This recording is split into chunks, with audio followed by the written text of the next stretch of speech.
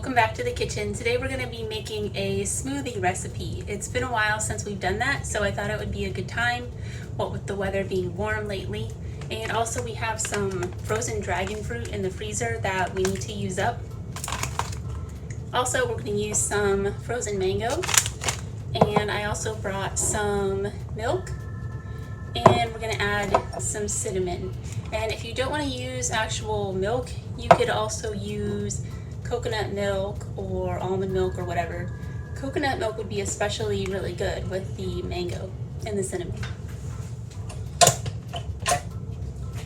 Also, I don't think that we've done a smoothie recipe since getting our new blender. This is actually one of the items that our friends at the library group sponsored for us to get last year, and it works really well. It's a lot easier to use than our other little blender that we were using before.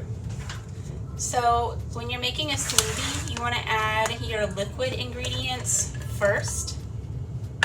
So definitely the milk. If I was using some yogurt, I would also add that right now, because that's liquidy enough. Okay, we're going to start with that for now.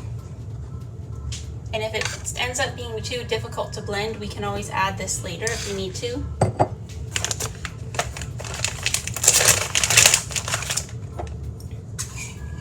I also like to add anything that's kind of powdery, like cinnamon, or if I'm using cocoa powder, because if it's trapped, the powdery stuff is trapped in between the liquid and the other solid ingredients, it will keep the powder from kind of flying up everywhere when you start the blender.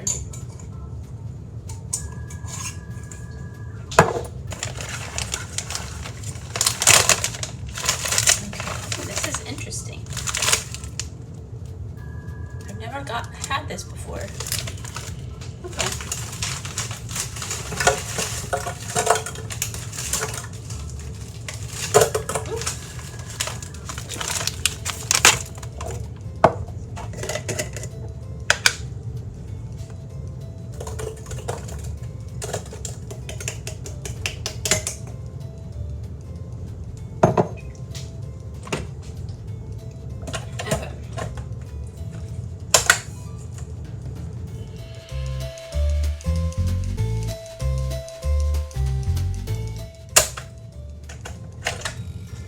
Alright, I'm just gonna carefully put the spoon in here and just see if everything got blended up.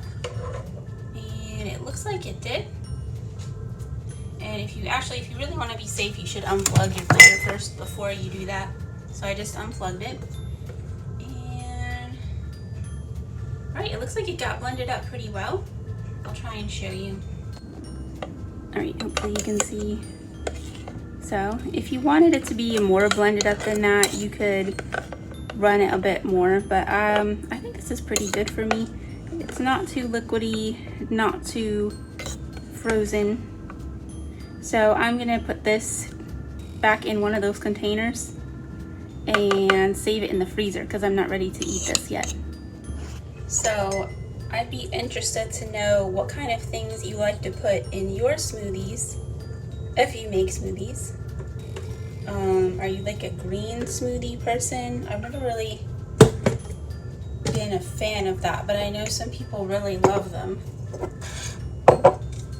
We actually do have comments turned off on our YouTube page, but if you wanted to leave a comment, you can leave that on our Facebook under this video, or we also post just part of the video as Instagram Reels also, if you ever want to leave a comment about one of these videos. And I'm going to be saving these in the freezer for later. It does change it a little bit. It makes it a bit more, once it starts to thaw, it makes the ice crystals are a bit more obvious.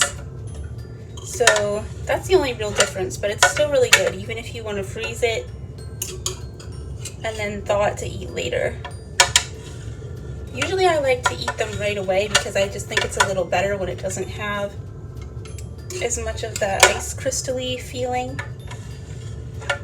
But right now I'm just not ready to eat these. So they're gonna go in the freezer. Thank you for joining us for In the Kitchen. I hope you enjoyed this video.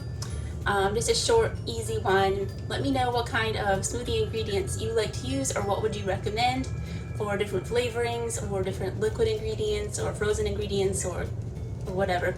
And I hope you have a great week, and we'll see you again. Actually, this may be the last In the Kitchen for the spring, and we may be back again in the fall. Not certain on this yet, but I don't think we're doing these videos for the summer. So if I don't see you, have a great summer, and thanks for joining me. Bye!